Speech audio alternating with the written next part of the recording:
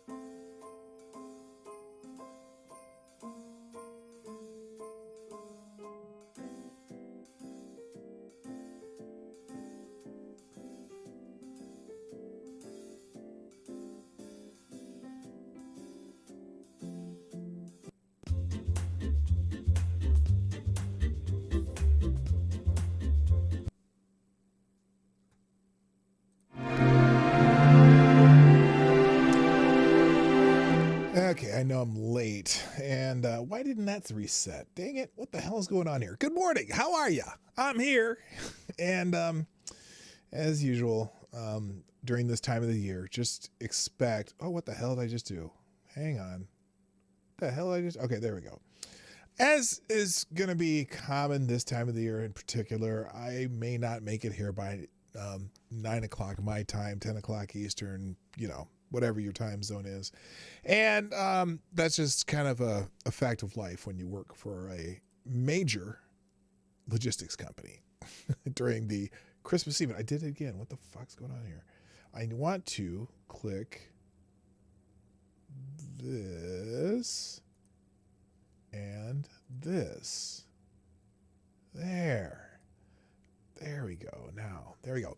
Anyway, so obviously the biggest story in the world, at least my world, is the Rittenhouse case, because I've been watching every minute of it, and we watched the closing arguments yesterday. And so I know some of you saw it, but you didn't hear my take on it. And there's a whole lot to go on about. So basically, we're going to talk about that. But the prosecution, particularly the final say version of what the prosecution did, that guy got a little flustered and he got a little angry, and he was just kind of chewing the jury out for even listening to the defense, and it was interesting. So we'll get into whatever I can get to today. I kind of want to stick with what kind of the mainstream media is saying, and then kind of go from there, because they get some of it right, they get some of it wrong. They're just weird about it. So anyway, we'll talk about that. Johnny, play the intro and we'll get started. Ladies and gentlemen, coming to you live from the Lucky Dog studio in a hidden location somewhere in the upper Midwest of the United States of America, it's a brother making his own way, but with all the wrong opinions. Welcome to the Morning Night Live with your host, yours truly, Dawg Knight. All right, this will be a good time to stop the music. Good morning, everybody. Welcome to the Morning Night Live. I'm your host, Marty, also known as PDawgKnight on the internet, and welcome back to the Dawg Knight Channel. It is, what is today? Tuesday? Something like that? Tuesday, the 16th of November, 2021, where when you walk into Walmart, the Christmas music is all you hear already. It isn't even Thanksgiving yet, but I was hearing some Christmas music before Halloween, so I guess that's just how it is. Anyway, good morning, everybody. I am so glad you're here. If you, in fact, I see some names that I don't see as often in the chat already. So hit the like button, hit the share button, and all that stuff that I ask you to do on the daily. And if you want to sponsor the show, you know how, or somewhere over there. I argue the media is evil, but we all have refused. Yeah, I know. So anyway, well, let's do a real quick rundown of who's in the chat, or who was in the chat and is left and probably going to come back eventually or whatever. First in the chat today is, oh, wait a minute. Hang on. I just got to fix this. Dang it. See, when you get home late and you don't have a lot of time to set things up, you can sometimes screw things up. And I am proficient at screwing things up every once in a while. There we go. Good morning. First in the chat today is Zach to the Future, who gets the bell. Thanks for being here. Also, good morning to Mike Savage, Select a Boy. Yeah, and also boy. The Sabna Nation, who did a wonderful job of tweeting out the show today. By the way, follow me on social media at PDawgKnight everywhere you go. Pretty much any social media, I'm there. And thank you again, Sabna Nation, always tweeting out the show. Also, ZZA is in the house. Yes, 19 minutes. Well, longer than that, but when I started the preview stream, that was 19 minutes. Also, good morning, Zach Osborne. That's different than Zach to the Future. Also, good morning, Duck Dog. Peace. Good morning to Special K on Acid and Advocatus Diabli and Jeffrey Russell Jr. How you doing? Mike Savage Blurg. Also, good morning to Trippy Liberty's in the house. Nice. And I'm glad you enjoyed the jazz. I just changed up on the daily. Except Mondays is Metal Monday, Friday is Funky Friday, and in between it could be just about any kind of music. So, also good morning to who else is here? Not a whole lot. Maybe people are watching are other people streaming right now. Anyway, Lord Stanhope's in the house. Special K on Acid. And that's everybody so far. I do have my cup of reparations. Take a sip if you got some. And please resist fascism. You can find those cups on my PDawgKnight.live under the merch tab. It's the only merch I sell. Anyway, all right. So let's just get into summaries of the closing arguments yesterday. And CNN was so kind to put some closing arguments out. I have a few different articles basically from the closing arguments, and then I'll just give my 2 cents on what they were. So here's CNN's summary 15 minutes ago. It says key moments from dueling closing arguments in the Rittenhouse trial. Kyle Rittenhouse provoked the fatal shootings in Kenosha, Wisconsin last year by pointing his AR-15 style weapon at Joseph Rosenbaum, prosecutors said Monday in closing arguments of his homicide trial. Now, I don't know if I'm the only one who caught this when they said it the first time, because I was watching the show on Rakita and I had it on 1.5 times speed so you can catch up. By the way, if you're ever watching a bunch of lawyers, in particular, like if you're watching Rakita stream and have all the lawyers are on there, right? Sometimes they had, like during breaks, I'd put it at 2 times speed, and trying to listen to Nate the lawyer or Viva Fry on 2 times speeds is like listening to a bug race. I'm telling you, it's like, because they both talk so fast anyway. But anyway, it was kind of funny. But none of them noticed this. When the prosecutor started this provocation line that he never brought up in the opening statement, he said in his the closing arguments that Kyle Rittenhouse provoked it by pointing his AR-15 style weapon at Joseph Rosenbaum. He said that in his first line. But later he said that he pointed it at the other two, the people who were running around with him all night. It changed back and forth. And so it's funny because so that's what provoked this entire incident. Prosecutor Binger said when the defendant provokes his incident, he loses his right to self-defense. You cannot claim self-defense against a danger you create. That is false, by the way. That's false. They were making some weird conclusions in law in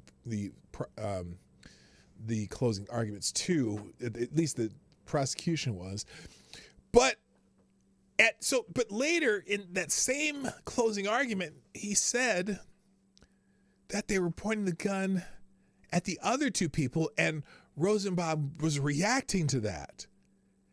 It changed in the summation. I don't know if anyone noticed that, but me, because I was screaming when he said that, because I already knew what he was going to argue. Someone remind me the name of the other 2 people. It's slipping my mind right now. And I'm like, wait a minute. Earlier he said he was pointing at Rosenbaum. Then he said he was pointing at the other people. And it's first of all, in the photo that they have that supposedly says that he's pointed at anyone, first of all, Rittenhouse is not pointing a gun. It's a shadow from a mirror. If you watch the video, the part that they say is the gun never moves as Rittenhouse moves into it. But anyway, even if so, there's no one else in the picture. And so you cannot tell who, if he were pointing it at anyone. You couldn't tell who because they're not in the picture. Second of all, well, first of all, he's not pointing a gun at all. And then also they had the thing where, Kaminsky, the Kaminskys, whatever they are. And then also they're trying to claim that he was, if the way the picture was, if that were the case, then he would have been holding the gun left-handed. And the defense brought that up later in the trial that, well, wait a minute, he's been carrying this around right-handed on a sling the whole night. And so he changed it to left-handed to point it at somebody and then changed it back. Also, not a single person, not a single witness testified that Kyle Rittenhouse pointed his gun at anybody. Not one. And the only people who could have done Zeminski. Is it Kaminsky or Zeminski? Zeminski. Not a single person testified that Kyle Rittenhouse did that. The only people who said that was the prosecution. They made it. They basically made it up. So anyway, good morning, Cracked, by the way. Good morning, King of Common Law. So anyway, in response, defense attorney Mark Richards said Rittenhouse did not act recklessly when he fatally shot Rosenbaum, who Richards argued had threatened him, chased him, thrown a plastic bag at him, and lunged for his gun. Quote, when my client shot Joseph Rosenbaum, he feared for his life. He feared because of his prior threats, prior statements, and the violent acts that had been witnessed by my client, Richards said. The dueling closing arguments, which took up most of Monday, came at the end of a 2-week trial highlighted by emotional and illuminating testimony by Rittenhouse himself, who said he acted in self-defense when he fatally shot Rosenbaum. A crowd of people then pursued the teenager, and Rittenhouse testified he shot in self-defense at a man who tried to kick him, successfully kicked him in the face. This is CNN. Fatally shot Anthony Huber, who had hit him with a skateboard, and shot Gage Grosskreutz, who was armed, or now not so armed, with a pistol. Rosenbaum and Huber were killed, and Grosskreutz was wounded. A group of 18 jurors will be narrowed down to 12 this morning, which they have, and will begin deliberating on the case. Earlier Monday, Judge Bruce Schroeder dismissed a misdemeanor weapons charge against Rittenhouse, now 18. He still faces 5 felony charges, and if convicted on the most serious charge, could face a mandatory sentence of life in prison. Now, let's go to that dismissal of the gun charge, which many of you know, or at least have learned. That gun charge was invalid. It was invalidated by the fact of the law. Now, I think did I show those yesterday? Yes, I did. We went through it yesterday, so I'm not going to do it again today. But if you follow me on Twitter, you can find that. I think I tweeted that yesterday, so you can find it. Anyway, Schroeder also read a set of legal instructions to the jury members and informed them they will be allowed to consider lesser included offenses for 2 of the 5 counts. The trial featured more than 8 dozen videos from the night of August 25th, 2020, showing what happened before, during, and after the shootings. Most of the facts of what happened that night were not up for debate. Rather, the heart of the trial was the analysis of Rittenhouse's actions and whether they could be considered reasonable. Prosecution rested the case last Tuesday. The defense rested Friday. So, fairly factual by CNN, but I'm still fascinated by the during the closing arguments that in the beginning he said Rittenhouse pointed the gun at Joseph Rosenbaum, and later in that same summation he said that Kyle Rittenhouse pointed the gun at the Zeminskis. Which was it, prosecutor? There's a reason you don't know. Because it didn't happen. There's no evidence it happened. No one testified it happened. The Zeminskis didn't testify that it happened. Oh, that became a little problem during the closing arguments because, there was an objection because he could have brought at least one of the Zeminskis to testify. Apparently one is being charged with a weapons charge conveniently. And now it's funny because everyone else is being charged. Their charges or whatever have been pushed back beyond this trial just magically because they wanted them to testify. And yet, well, that's a whole nother story. All right. So that's how CNN's covered it. Very factual. Just this is their, and then today Rittenhouse trial began deliberations. All right. Now let's move on because, let's see, I'm going to skip that CNN. I'm not even going to put in the tabs. Then we've got, let's see, this is ABC News. Let's go to ABC News. And they have an article here called 9 Takeaways from the Kyle Rittenhouse Trial Closings. And I'm going to react to these along with you. Wait a minute. Let me check something real quick. Well, we have 16 people in the house. Welcome. And 13 likes. Hit the like button, please, if you can remember. All right. Let's go to ABC's. Take on this. Here's ABC. 9 takeaways from Rittenhouse trial closings. Attorneys in Kyle Rittenhouse's murder trial sparred for the last time Monday in closing arguments. This is from Todd Richmond from the Associated Press. So it's an Associated Press article, not necessarily ABC News. So this is where they get their information. Attorneys in Kyle Rittenhouse murder trial sparred for the last time Monday during closing arguments, with prosecutors painting Rittenhouse as an inexperienced instigator and defense lawyers insisting the Illinois man fired in self-defense. Rittenhouse shot and killed Joseph Rosenbaum and Anthony Huber and wounded Gage Grosskreutz during street unrest in Kenosha, Wisconsin. In August 2020, he has claimed self-defense, while prosecutors have argued he was an inexperienced and overmatched teen who provoked violence by showing up with a rifle. Ha! That's not the definition of provocation. That is an editorial comment by the writer of this article.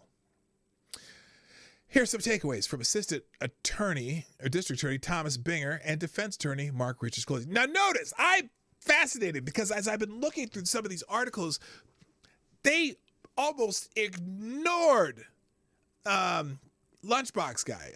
The guy who lives in a van down by the river, Associate Attorney, District Attorney.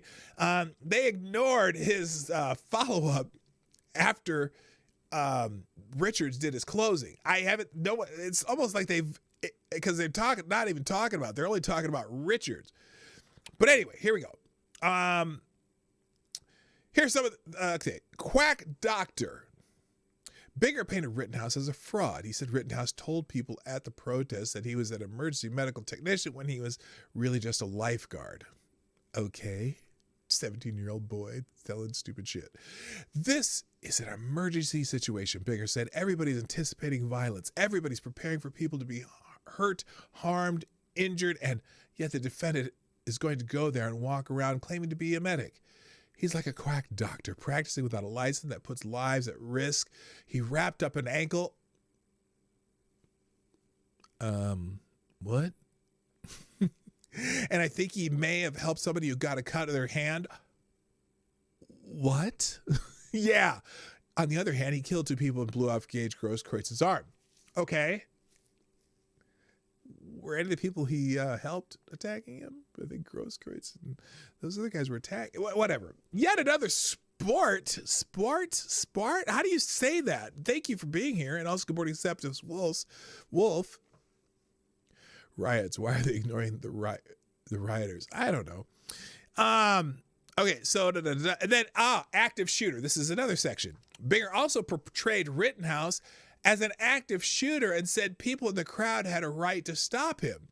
He said Rittenhouse denied shooting Rosenbaum when Grosskreutz and another man, Jason Lukowski, asked him what happened immediately after the shots were fired.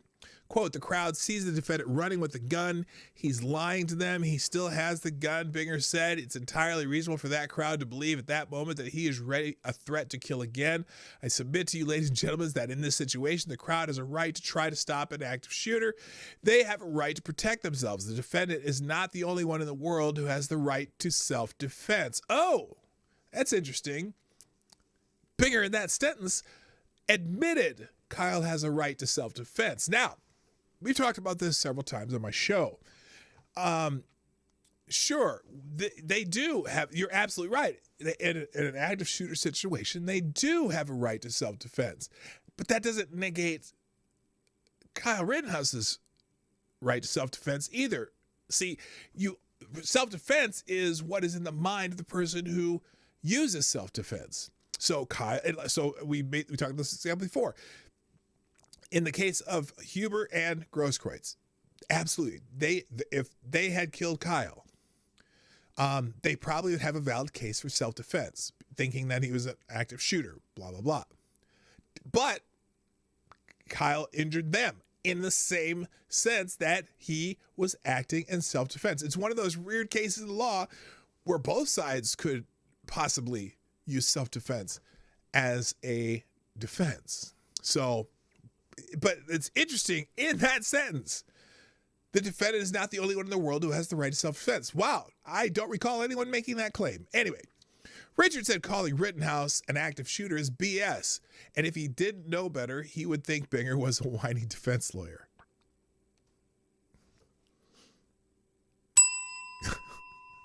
Every person who was shot was attacking Kyle, one with a skateboard, one with his hands, one with his feet, one with a gun, Richard said. My client does not have to take a beating from the hands of this mob or from the hands of Mr. Rosenbaum. Now, what's funny about that is the other defense attorney, Hughes, whatever his name is, said that he should have to take a beating. But we'll get to that. Binger tried to get the jurors to see Rittenhouse, who lived in Binger, he's the prosecuting attorney, just to keep him straight, tried to get jurors to see Rittenhouse, who lived in nearby Antioch, Illinois, as one of a horde of outsiders who came to Kenosha to play soldier during a protest, ignoring roadblocks, curfew orders, and closed interstate exits. Sounds familiar. TC, what's up? And Lord Stanhope, too. The guys with the AR-15s are just wannabe soldiers acting tough, trying to manufacture some personal connection to this event, furthering their own personal agenda. Just a small part of the deluge of chaos tourists we saw here in Kenosha, trying to feed off what we were going through, despite everything we did to try and tell them to go away and stay out. Fascinating, because you can describe everyone who was there the same way. None of the people injured or shot lived in Kenosha. I don't even think, did Rosenbaum? No, Rosenbaum's girlfriend lived in Kenosha. Let's see, Hughes from West Allis, Grosskreutz lived up near Milwaukee. We don't know where Jump Kick Man was from. Yeah, everyone was coming there to do their thing, right? And since the guys with the ARs were be acting as a deterrent to burning down one of the buildings that someone asked for their help. And the salmon Saul, or whatever they call them, they got destroyed at the stand. Anyway, Richards countered that Rittenhouse came to the city to help, noting that he helped clean graffiti off of high schools before the shootings, obviously. And Kyle feels for this community. Well, yeah, because his dad and his grandma, and his cousin, and his girlfriend's boyfriend, and his best friend all live in Kenosha, which is only 15 miles from his own house. And he worked there. And he's worked there in a couple different places in Kenosha because he was part of the community. By the way, in the way what's his name? Binger's trying to make it like he lived in, Omaha or something. No. Antioch is basically a suburb of Kenosha. It's how that whole metroplex, north of Chicago, it's like saying that someone from Schaumburg, Illinois, crossed through 7 cities to get to Chicago. Well, you mean the suburbs on the freeway? It's not like he's in Honduras and crossing over into Guatemala. You know what I mean? Anyway, Napoleon Complex. Binger focused largely on Rosenbaum's actions, trying to counter Rittenhouse's assertion that Rosenbaum was causing trouble all night, swinging a chain, demanding people shoot him, spewing racial slurs, and setting fires. Binger described Rosenbaum as a small, wee little man. He stood 5'4" with a Napoleon complex, but he was harmless. Oh, let me tell you all the awful things Joseph Rosenbaum did. The prosecutor said he did this very sarcastically. He tipped over a porta potty that had no one in it. He swung a chain. He lit a dumpster on fire. Oh, and he said that some bad words. He said the N-word. As in, if he were alive today, I'd probably try and prosecute him for arson. But I can't because the defendant killed him. But that's the way we deal with people that do these things. When you commit arson, we prosecute you. We don't execute you in the street. I don't recall Joseph Rosenbaum ever attacking you, Binger. Richard called Rosenbaum irrational and crazy, and said he chased Rittenhouse down until he had him cornered. If Rosenbaum had taken Rittenhouse's gun from him, he would have shot others, Richard said. Mr. Rosenbaum made a fatal mistake that day, chasing Kyle Rittenhouse into the corner, Richard said. He ran as far as he could. He shot 4 times in 3/4 of a second. That's important. I'm glad Rittenhouse shot him, because if Joseph Rosenbaum got that gun, I don't for a minute believe he wouldn't have used it against anybody else or against somebody else. Mr. Rosenbaum was hell-bent on causing trouble that night. Now, the question that ABC News puts up here is another of the, what do they call this? The 9 takeaways. What are the 9 takeaways? Good morning, Willett Forge. Is, would you have done this? Binger wrapped up his arguments, asking the juries to ask themselves if they would have reacted like Rittenhouse in the same situation. Would a reasonable person have done the same thing? Binger said. Would you have engaged in the reckless conduct that led to this course of events? Would you have gone out after curfew with an AR-15 looking for trouble? Would you have aimed at other people? Would you have tried to use the gun to protect an empty car lot? No reasonable person would have done those things. Well, that's weird, because there were several other people that are protecting that empty car lot. The gayest person on YouTube is here. Nice to see you back. Now,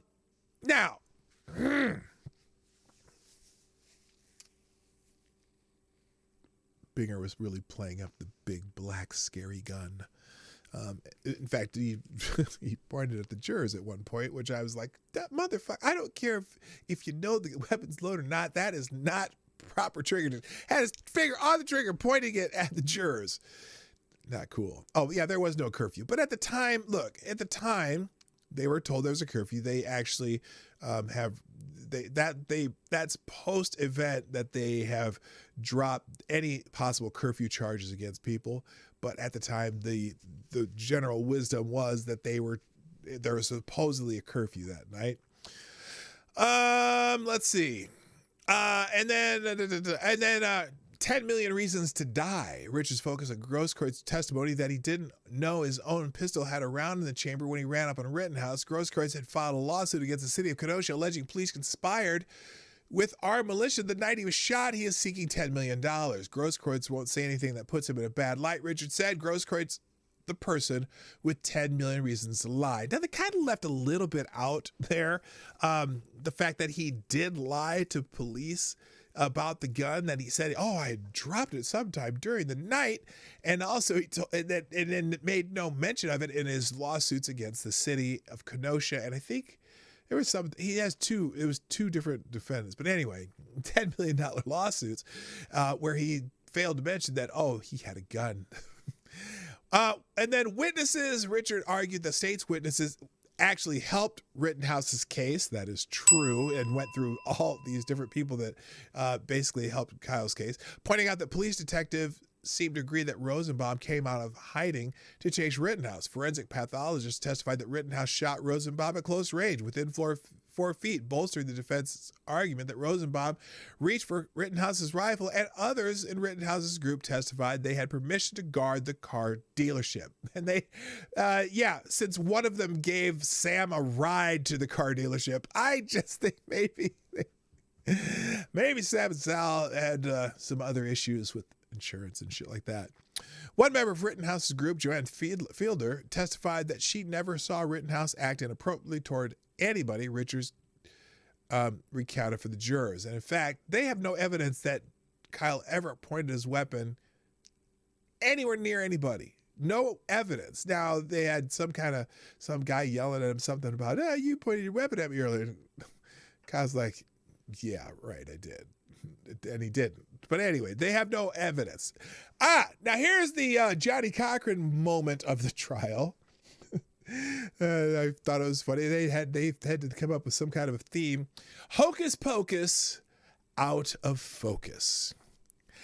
Richards lambasted the prosecution's use of an enlarged photo taken from a drone video that the state crime lab and analyst testified he took 20 hours to produce. Prosecutors said the enlarged image shows Rittenhouse pointing his gun at protesters, an act they say provoked a series of events that resulted in Rittenhouse killing 2 people and wounding a third. Now, let's read that sentence again, because I just talked about this. prosecutor said the enlarged image shows Rittenhouse pointing his gun at protesters. Let's just scroll back a little bit about that one.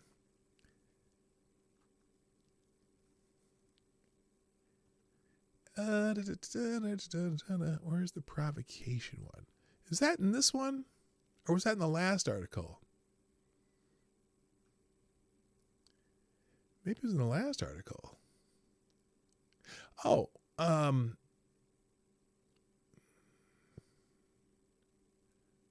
on. Oh, was that the last time? We just talked about this. Where they said...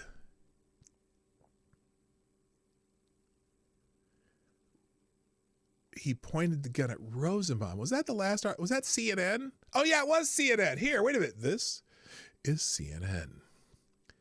Now, the CNN reported Kyle Rittenhouse provoked the fatal shootings in Kenosha, Wisconsin last year by pointing his AR-15 style weapon at Joseph Rosenbaum. But here, and later he said at protesters and at the Zeminskis. So that's fascinating.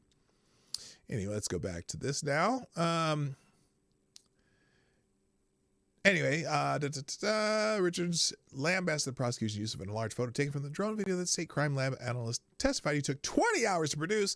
Prosecutor said the enlarged photo shows Rittenhouse pointing his gun at protesters, an act they say provoked a series of events that resulted in Rittenhouse killing 2 people and wounding a third. Now, it's funny because all this video, all this night, there's video of most of Kyle's movements that night. Did he ever point a gun at anybody? Does anyone remember that? I mean, they're saying he did it in these 2 incidents, but never before in the entire night did he point, even bring his weapon up from pointing at the ground. It's pretty amazing.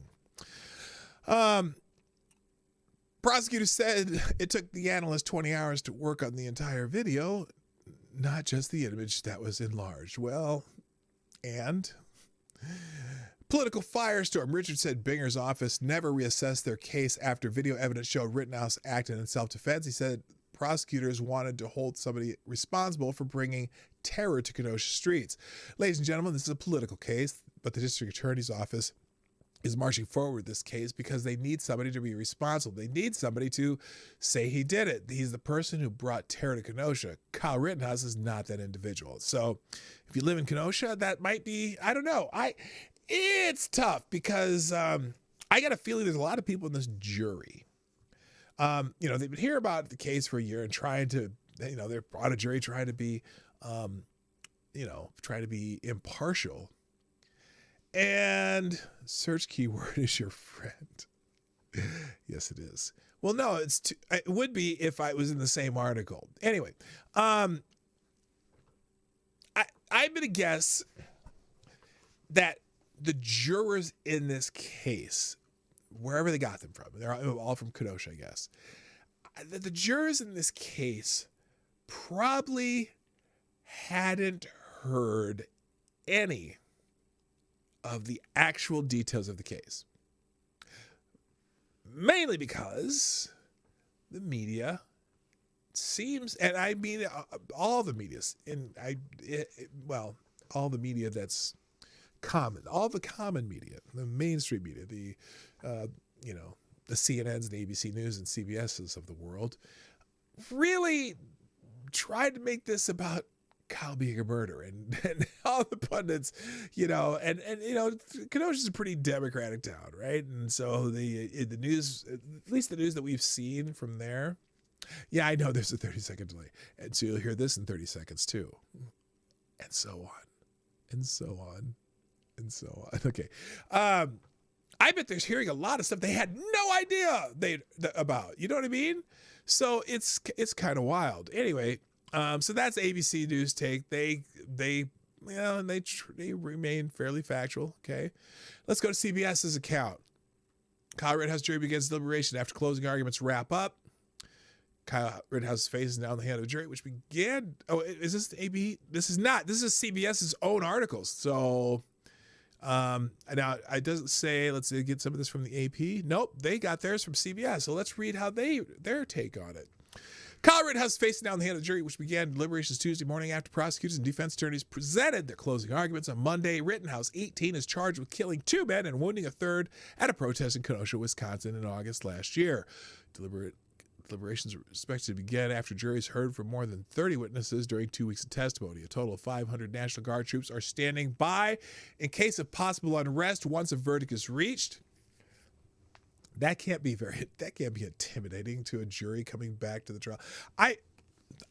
This is one of those too. There's rumors that some of the jurors have been doxxed and some pictures were taken of them, and I wonder if they should have been sequestered. But it's just me. Oh, I suppose I should put the article on the screen too. Let's see. Rittenhouse, who was 17 at the time of the shooting, said he went to Kenosha from his home in Antioch, Illinois, armed with an AR-15 style rifle. Okay. That's just factual malpractice. That's not what he said. He did not say that he went to Kenosha from his home in Antioch, Illinois, armed with the AR-15 style rifle. That's false. And this is why dumbasses on Twitter all day long don't get the facts right. Because the fucking media can't get the facts right. I'm sorry. Did I just swear? Did I? Yeah, I said, okay. All right. Sorry, guys. I try not to swear that much on this show. But sometimes you just got to say fuck. Anyway. Said he went to Kenosha from his home in Antioch, Illinois, armed with an AR-15 style rifle, that's false, to help protect local businesses, yes, and provide first aid as protest over the police shooting of Jacob Blake devolved into civil unrest. No, it had already devolved into civil unrest the day before. That's why they were there that day, because it was already, they're trying to, whatever. Quote, let's go back to the story. There's no question Rittenhouse shot and killed Joseph Rosenbaum and Anthony Huber and wounded Gage Grosskreutz. However, jurors must decide whether Rittenhouse fired in self-defense, as his attorneys claim, or was acting as a vigilante, as prosecutors argued. Now, that's interesting. Because, listen how this sentence reads, and I don't know if that shows a bias or not, but it's weird because they should have probably used argue in both. Okay, jurors must decide whether Rittenhouse fired in self-defense, as his attorneys claim, or how about as his attorneys argue. Claim makes it sound like, well, they made the claim, but what's really happened there. But was acting as a vigilante, as prosecutors argue. It should be the same word for both. That doesn't. The claim has a. Well, he claimed he did. That it has that connotation. You know what I mean?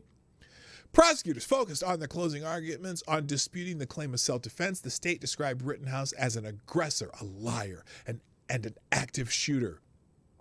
That's not even the definition of an active shooter. An active shooter is someone who shoots more than one person. He wasn't an active shooter. He made one shot. Okay, that's not considered an active shooter, at least in a police situation. He wasn't shooting anybody else, but whatever.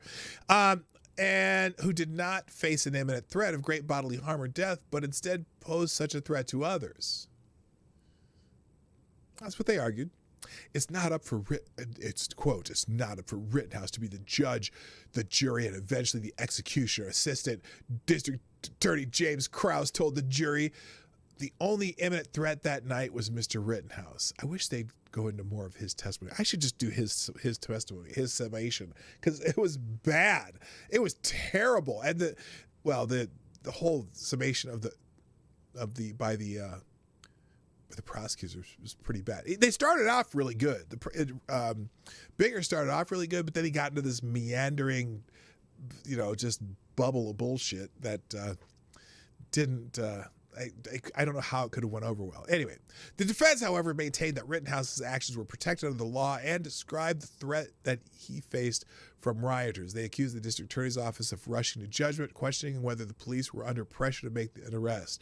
Ladies and gentlemen, this is a political case. Defense attorney Mark Richards told the jury, we can take politics out of it, and as in Democrat and Republican, but the district attorney's office is marching forward with this case because they need somebody to be responsible.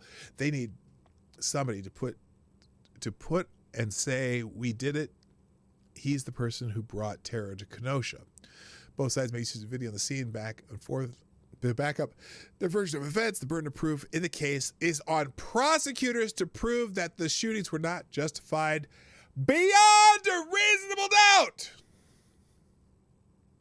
Rittenhouse charged multiple counts, blah, blah, blah. So that's, okay, CBS did pretty good just keeping the facts, except for this line, which is why people don't know what the hell they're talking about. Rittenhouse, who was 17 at the time of the shooting, said he went to Kenosha from his home in Antioch, Illinois, armed with an AR-15 style rifle to help protect local businesses. No, he did not say that. God, it's so infuriating reading that because it's not factual. That's not what he said. That's not what happened. And it just makes people stupid or say stupid shit knowing they didn't watch trial. Where'd you hear that? Well, I read it on the internet on a trusted news source. Motherfuckers. Not a trusted news source because they're stupid. Now, I tried to, so I went on DuckDuckGo, right? And I put in Rittenhouse closing arguments. And right here, there's supposedly an article in Newsweek that says this: Kyle Rittenhouse prosecution scored major points in their closing arguments. I was like, did they now? So I went to attempt to open it, and here's what happened. Open, and this is Newsweek on MSN. There's the article. Oh, they brought it back. It was gone when I went to look at this earlier. All right, this is what I want to read. Somebody named Ewan Palmer wrote this article. Newsweek. Newsweek? I think they should change to week. W-E-A-K. The prosecution strengthened their case to get a conviction against Kyle Rittenhouse following their convincing closing arguments in the trial. A legal expert has said, oh my, a legal expert. What's the legal expert's name? Hopefully they mentioned who he is. The jury is set to start deliberating on this homicide charges after hearing hours of closing arguments from the defense and prosecution on Monday. The focus of the trial is whether the 17-year-old defendant was acting in self-defense when he shot and killed Joseph Rosenbaum and Anthony Huber before injuring Gage Grosskreutz during the Black Lives Matter protest in Kenosha. Now that's interesting also. See, I'm not convinced it was a Black Lives Matter protest. Not the part they're talking about. There's just a bunch of people out there burning shit. And this is why, now, I'm not a fan of the organization Black Lives Matter. I think they're a bit of a grift and take advantage of situations. But I don't think this was during the protest, though. And also, most of the people out there are white guys, white people, right? There are white people out there just creating havoc, as Richards would say, havoc. But this is, I think, look, when George Floyd was killed, right? After the first night of burning buildings and shit, Lady Boomer and I went down to the protest during the day. And the Black Lives Matter protests, demonstrations, etc., during the day were incredibly peaceful. They had speakers. And we just went down there out of curiosity. We weren't necessarily the protest or whatever. We just were down there out of curiosity and went to go see what was going on and seeing some of the damage to the buildings and shit like that. So we're down there, and it was completely peaceful. The Black Lives Matter part, okay?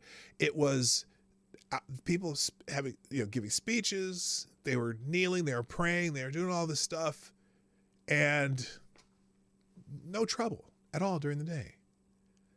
But as soon as so we left for the day just because we were curious and we saw what we wanted to see, and it was interesting. We were there a couple hours, and then again, nightfall comes, and it was like all of a sudden there's shit burning again and people breaking shit and stealing shit and whatever.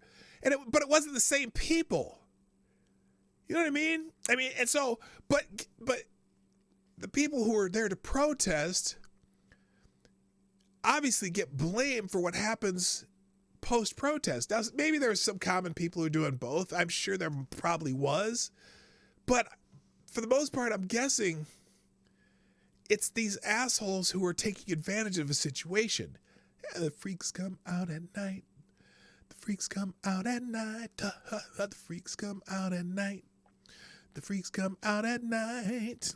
Oh, if you know the name of that group, you get 2 bell rings. I'm just telling you. Anyway, and I think that's what happened in Kenosha. There were protests during the day. There were probably peaceful people walking, whatever, doing whatever.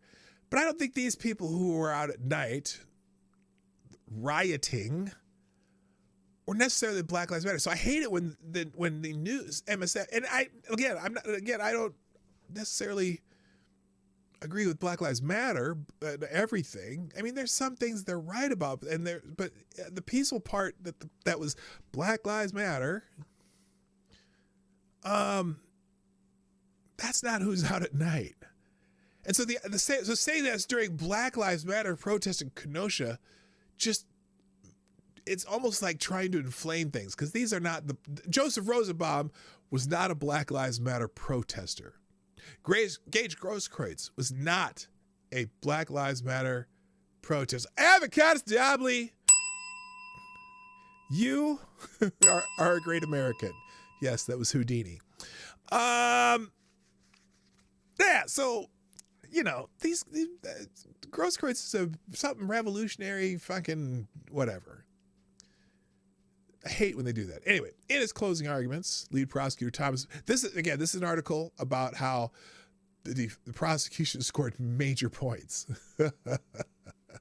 And they all got blown up to hell by the defense. But anyway, in his closing argument, lead prosecutor Thomas Binger accused Rittenhouse of being a chaos tourist who traveled to Kenosha from his hometown of Antioch, Illinois, in order to initiate violence, noting how he was the only person to shoot anyone during the protest. I would say that he's the only person who got attacked by some madman, crazy-ass, pedophile, Napoleon complex shitbag. But that's just me.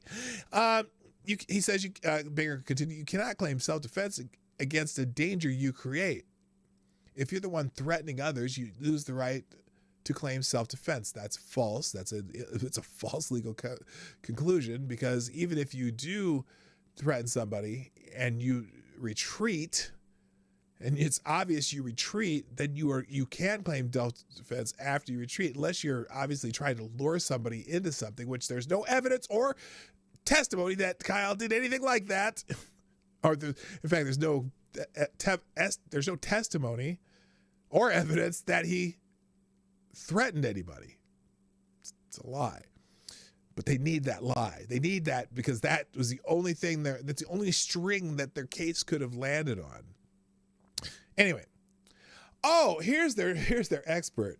Los Angeles civil rights attorney James DeSimone told Newsweek that while much of the trial seemed to have gone in Rittenhouse's favor, the 18-year-old could still be convicted over the shooting of Rosenbaum as he fired at him 4 times. The prosecution scored major points in closing arguments by emphasizing that each of the 4 shots Rittenhouse fired to kill Joseph Rosenbaum had to be in self-defense. Well, when you shoot all 4 of them 0.75 seconds at a threat that's coming at you, you're trying to neutralize the threat. And any police officer would tell you that you don't just shoot once and then see, okay, are you okay? No, you shoot it to neutralize the threat, period. It does, if all the shots are in succession in 0.75 seconds, that means you were neutralizing the threat. But I digress. Once Rittenhouse shot fractured Rosenbaum's pelvis, there was no threat to Rittenhouse at all. How would he know that? There's no way for him to know that. There's no way for him to know that he fractured Rosenbaum's pelvis with the first shot. There's no way to know that he even hit Rosenbaum. Rosenbaum was lunging at him at the time with his hand right at his gun. So whether he hit his pelvis or not, in 0.74 seconds, I think this is all the shots. There is no reassessing. And he doesn't have to do that. He can, in self-defense, it doesn't say you can only shoot once and then you have to check this pulse and then you can shoot again if he's still attacking you and then you have to check his pulse and then you have to take another shot and then you got to check his pulse. That's not it. Once Rittenhouse shot fractured Rosenbaum's pelvis, there was no threat to Rittenhouse at all. The defense excuse that the bullets were fired rapidly is no excuse, and Rittenhouse's lawyer really lost an opportunity by barely mentioning reasonable doubt. Based on the closing arguments, the jury should at least convict on reckless homicide or reckless endangerment, DeSimone added. Guess we'll see. Bigger also suggested after Rittenhouse repeatedly shot the unarmed Rosenbaum. Now there's again, after he repeatedly shot the unarmed Rosenbaum, who was attacking him with his hand on his gun and put him down with 4 quick shots of quick succession. Others who were in Kenosha that night had the right to defend themselves from what they reasonably thought was an active shooter. Why? Did he threaten anybody else? That's the other thing. If he was an active shooter, wouldn't he have been threatening people? Wouldn't he have been spraying bullets all over the place?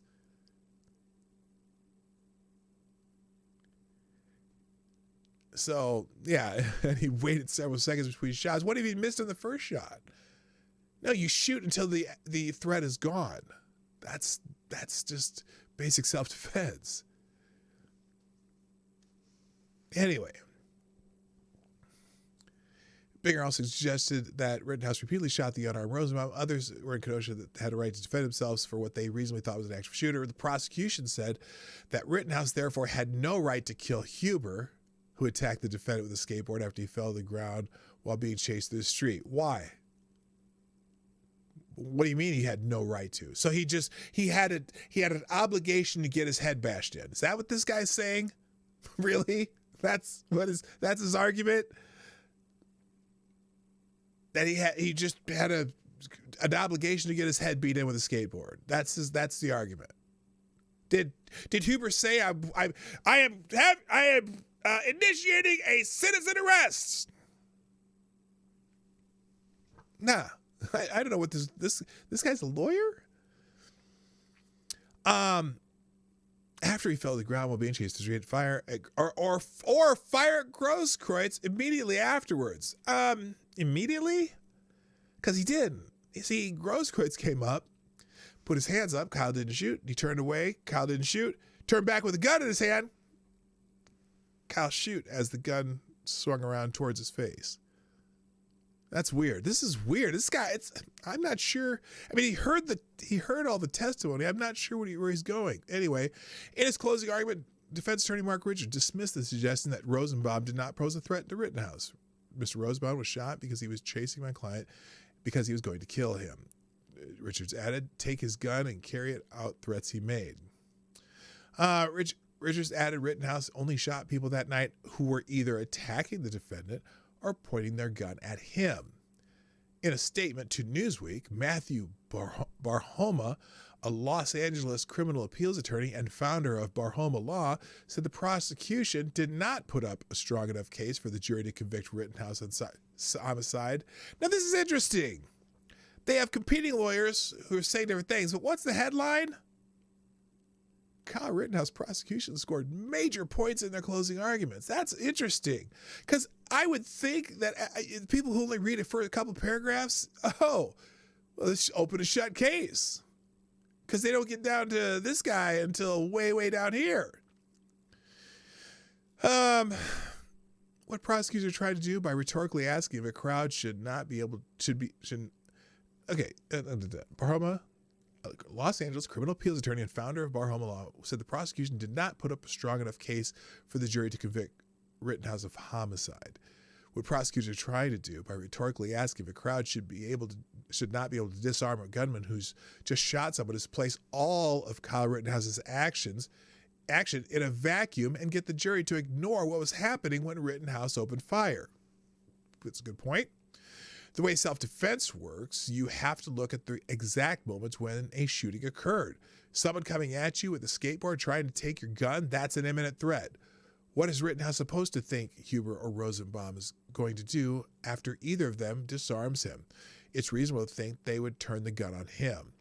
Barham also suggested that the prosecution made a mistake when it charged Rittenhouse with the intentional homicide of Huber, given he was seen attacking the defendant before he fired.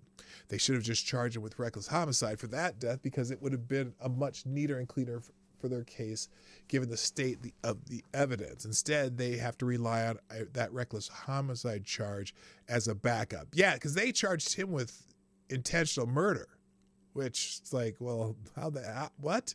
Did they never see any of the video before they did? Well, oh, by the way, they made all these charges before they even had reviewed the evidence. So that's part of the problem. And they think they came back and thought they couldn't go back with it. Anyway, Joe Lopez, a Chicago-based lawyer, said the prosecution effectively showed that Rittenhouse may have been an instigator.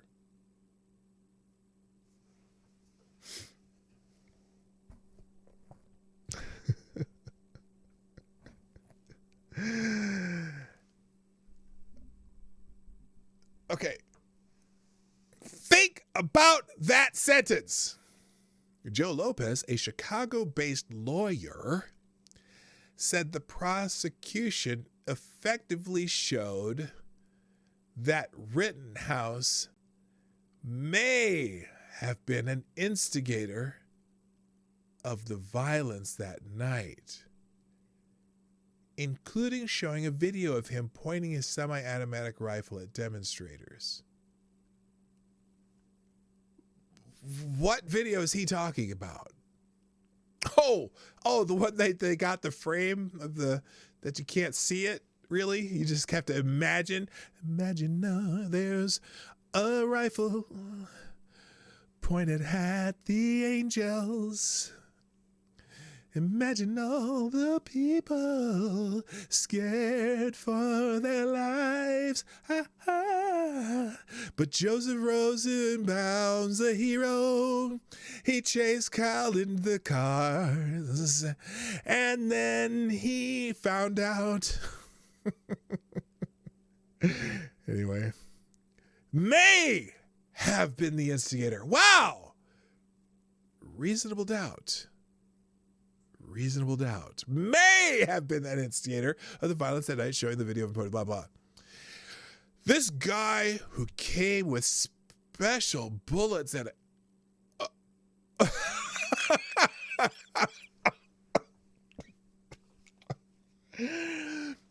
to this. Oh my God. This guy who came with special bullets and a gun, who came to Kenosha with a gun to shoot someone, Lopez told the Associated Press. I think the prosecutor effectively made that point. Special bullets. Ooh. Special bullets. They were special bullets. Steve Greenberg, another Chicago-based lawyer, said overall the defense had better facts than the prosecution. Greenhouse also said that the defense gave a convincing argument that Rosenbaum was a potential threat to Rittenhouse by telling the jury that Rosenbaum was under treatment for bipolar disorder and depression and more likely to behave erratically in an attempt to take the defendant's gun from him. However, both Lopez and Greenberg said that the strength of the closing arguments following 2 weeks of testimony may not overtly persuade the jury either way. I don't think many cases are ever won in closing, Greenberg said. Jurors go back to the jury room and talk about it amongst themselves. Now, so as I read this article, is anyone else, okay, do y'all think that this article is fairly balanced between the two sides as far as how this goes, right? Don't you think that? At least that's my impression. They had 4 lawyers, 2 said the prosecution did well, 2 said the defense said well. But what's the title of the article in perfect mainstream news fashion? Kyle Rittenhouse prosecution scored major points in their closing arguments. Well, that's pretty fascinating to me. I read that article and major points, really? Sounds like both sides scored major points if you read the article, if you listen to the lawyers. So anyway, all right. So obviously this is a truncated version of the show, ladies and gentlemen. And there are, I got to hit this. There are several, I've got a few other articles that just have different points about the trial. If you want to read those will be in the tab down below. But I got to call it a day because I started late or got home late and whatnot. But those of you who hung around, I am so humbled by the fact that you stuck around. I don't know what's going on else on the internet because I have about half the viewership today as other days, but that's okay. People probably watch Arkita or someone smarter than me. I'd have no problem with that. If you watch this in the replay, let me know you dropped in because I'd love to hear about it. But I would be, if I weren't here, I'd be watching Arkita just to listen to the lawyers hash this out. But so I will be here tomorrow, God willing, at the normal time, 10 o'clock Eastern, 9 o'clock Central, for the Morning Night Live, which is a Monday through Friday show. And if you would be so kind, share the stream before, during, after the show. Hit the like button before you go. And if you'd like to sponsor the show 24 hours a day at PDawgKnight.live, or the other options down in the description down below, or also there's the YouTube version of on-show donations called the SuperChats if you want to give Susan 30% of your cash, which is fine. I mean, I appreciate any percentage I get. It is fantastic. Anyway, ladies and gentlemen, that's all I have for today. I gotta go. My name is Dawg Knight, and I'm out of here. Bye-bye. Hey, this is Dawg Knight, and thank you for watching today on the Dawg Knight Channel. If you have an observation or remark you'd like to make about this video or my channel, I absolutely welcome you to write it in the comment section down below. I really look forward to hearing from you. And before you go, if you like what you saw but you're not already subscribed, please make sure you hit the subscribe button and definitely click that bell that pops up afterwards so you'll be notified when I post new videos or when we go live. I broadcast my live show, The Morning Night Live, Monday through Friday at 10 o'clock Eastern, 9 o'clock Central. A special thank you to all the supporters of this channel who share our videos on social media and who make donations through Streamlabs, YouTube, Venmo, and Cashapp, which are all linked in the description down below. Thanks again, and until next time, I'm Dawg Knight, and I'm out of here.